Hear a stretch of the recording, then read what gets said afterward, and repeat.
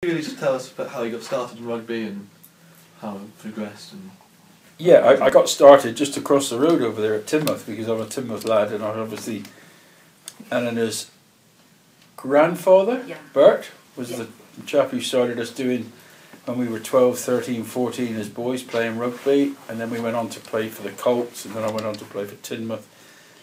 And then I joined Exeter in the 1970s and ended up, I was able to captain Exeter mid-70s, played for Devon and the southwest of England, and got as far as Twickenham through England trials, but never got a full cap. And then when I packed in playing in the early 80s, I worked as an administrator for Devon Rugby, and somebody one day just said to me, would you be able to ring through a score for us at half time? And this was in the days before mobile phones, so you had to go to a rugby club and find where the payphone was and put lots of 10p's in and ring in. And it went on from there, I suppose, because then obviously Radio Devon and Devon Air came into being in the early 80s as independent radio stations. And they asked me if I would do some reports on games. And then I did a bit of TV work for the old West Country Television, live matches, county games. It was mostly done in Cornwall because at that stage Cornwall were the champions of the Cornish of the county championship and all that. So I got involved with that. It was basically really on as an amateur status. Really, I didn't go to university and train to do media work or commentary or anything like that. So it's really happened a lot by accident. But like a lot of these things, you do something you enjoy and you sort of like get the chance to do it again and again. And now I do the regular every Saturday for Exeter Chiefs home and away games, and it's been wonderful because we've been to Italy and France and Dublin and all sorts of foreign climes, and the progress has been amazing, and it's, just very enjoyable to do. And sometimes it gets a bit hairy when the line breaks down or something happens that you don't realise, or somebody knocks the equipment all off the bench or something. But basically, it's good fun, and it brings the game to the local people in the Devon area that want to listen to it. Oh, it's brilliant, and the stadium and the club is making great progress, etc. So I'm involved with the rugby club at Exeter as a trustee, and being a former captain, they always rope you in to help out with this, that and the other. But now it's very professional. Obviously the players are all professional players, and the coaches and the managers, but no, it's brilliant, absolutely, it's been wonderful. So what's it like to play at such a professional level? Well, I wouldn't know myself. Obviously, I'm too old to play at it, but you can see the way they train. I mean, they train 6 days a week now, and they do massive early morning sessions because they start at 7 o'clock of a morning. And they go in and do probably a swimming session, and then they have a breakfast. And the club obviously monitors all their food. They're checked daily on weights and fluid intakes. So if anybody's sneaking a few pints of beer, it can be told because they take a sample from them every morning. Not that they've got to, but they do all this for rehydration.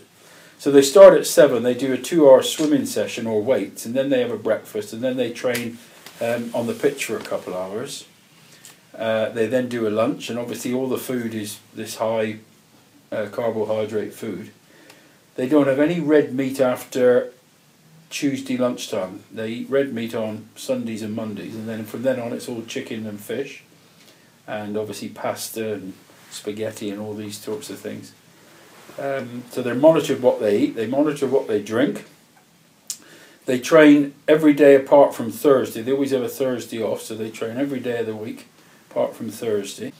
And it's a lovely life from the outside, but it's a tough life because obviously it's just training and playing, and you've got lads from overseas that come over. We've got a house near the club that we own, so there's about 8 or 9 lads live in the house, and we send a lady in once a week to do the cleaning and the washing and all the rest of it. And she goes in with a peg on the end of her nose usually, I think, to sort it all out and all the rest. But no, it's a massive organisation, massive.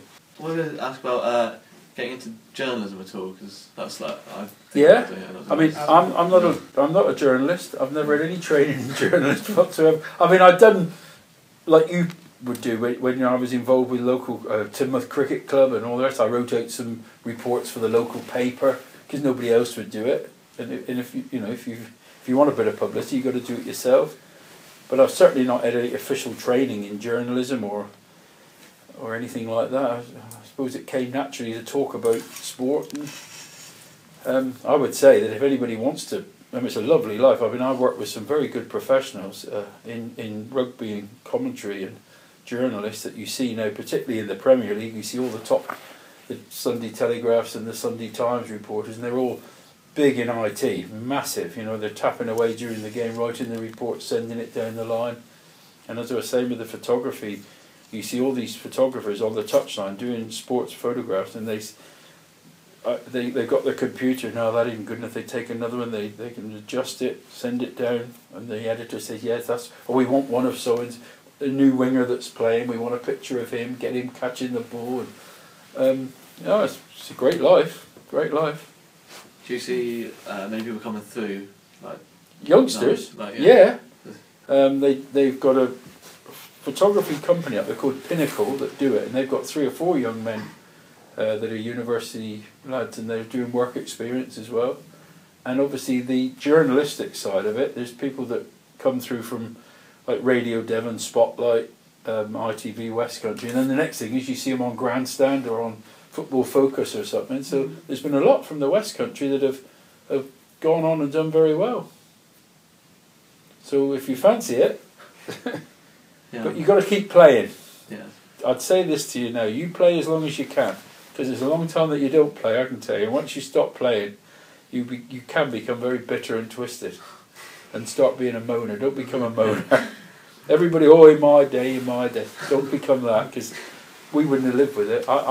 The players that you see playing now, we wouldn't have lived with what they do now. They're so much stronger and fitter and faster and bigger. I mean, I was considered quite a big bloke to play hooker when I was playing. I was, 5'10" and 14 stone. Goodness me, they're 6'2" and 19 stone now. Hookers are huge people. In the front row of the scrum is a massive contact area. Thank you very much. You're very welcome.